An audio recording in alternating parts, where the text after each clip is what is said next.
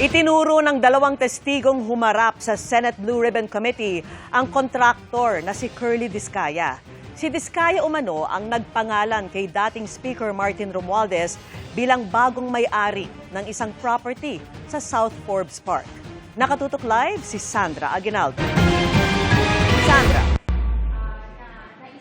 Vicky, humarap nga po sa Senado ang dalawang testigo na nag-uugnay kay dating Speaker Martin Romualdez sa kontratistang si Curly Discaya. Agad naman pong naglabas ng pahayag ang kampo ni Romualdez at ayon sa kanila, sabi-sabi lamang ang mga pahayag ng mga ito.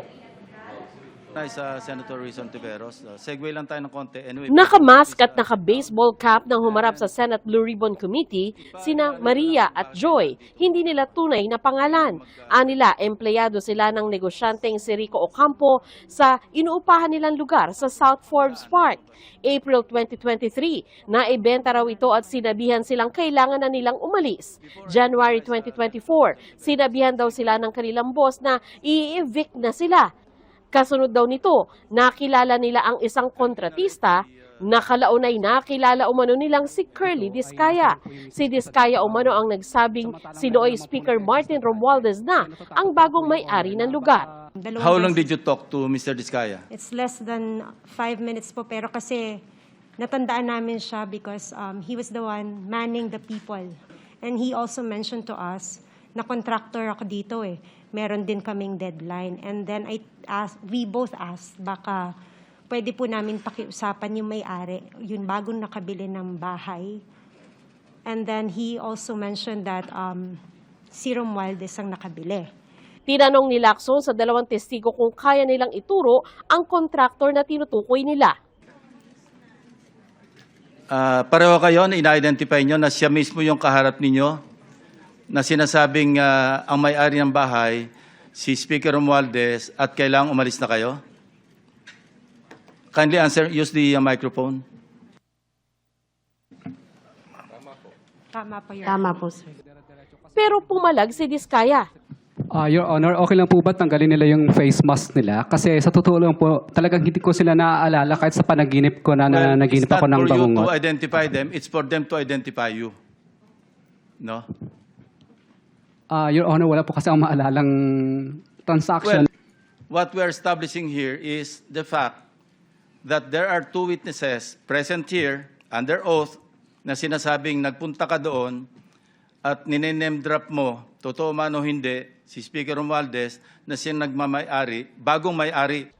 Sinang-ayunan ng Department of Justice si Lacson na hindi kailangang mag-alis ng takip sa muka ng dalawang witness sa ngayon.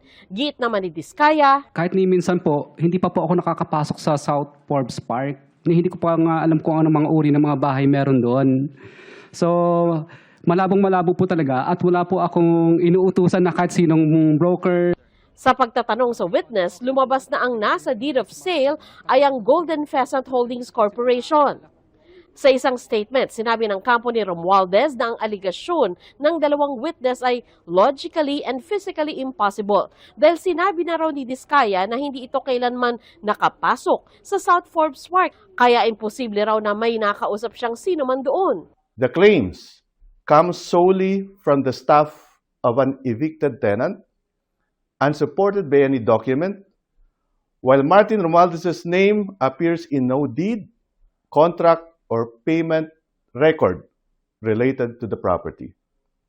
There is no evidence, only hearsay and possibly perjured statements, and therefore nothing to answer. Humarap din sa pagdinig si dating DPWH Region 4B Regional Director Gerald Pacanan na pinuna ng mga senador dahil may takip ang mukha nito. Bakit po kailangan naka-hood kayo at saka nakatakip? Yes, Mr. Chairman, because this might set a precedent for all other witnesses we will call here. They will request that their faces be covered. He is a public government employee. Bakit siya nagtatago? For my protection po. And security po. Pero hindi umobra sa mga senador ang katwiran ni Pacanan. That is the ruling of the chair. Kindly expose your face.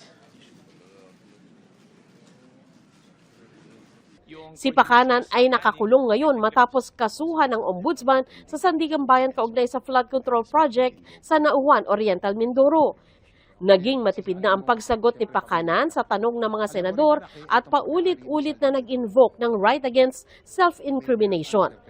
Natanong naman ni Senador Rodante Marcoleta ang tungkol sa restitution o pagbabalik ng mga naibulsang pera ng ilang personalidad.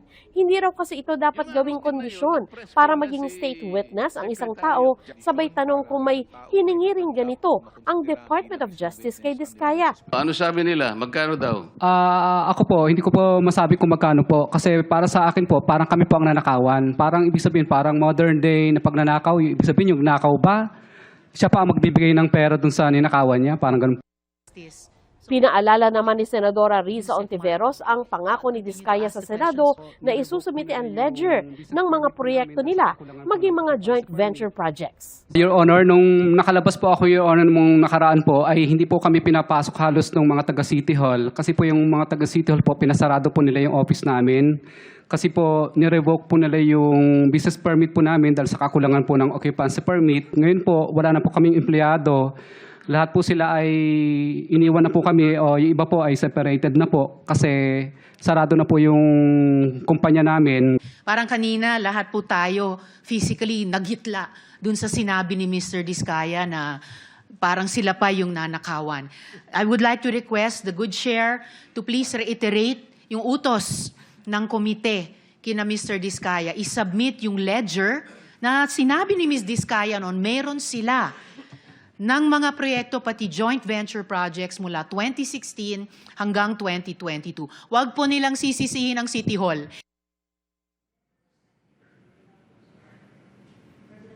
Vicky, humarap din sa Senate Blue Ribbon Committee si Representative Leandro Leviste kaugnay sa Cabral Files. At giit niya, hindi niya ito sapilitang kinuha, kundi ibinigay sa kanya ng pumanaw na si Undersecretary Cabral. Sa panayam ng media, matapos nga po ang pagdinig, ay sinabi rin ni Leviste na wala naman daw tutol na ilabas niya ang Cabral Files, kaya balak niyang ilabas na ito ng buo. Yan muna po ang pinakahuling ulat mula dito sa Senado. Vicky?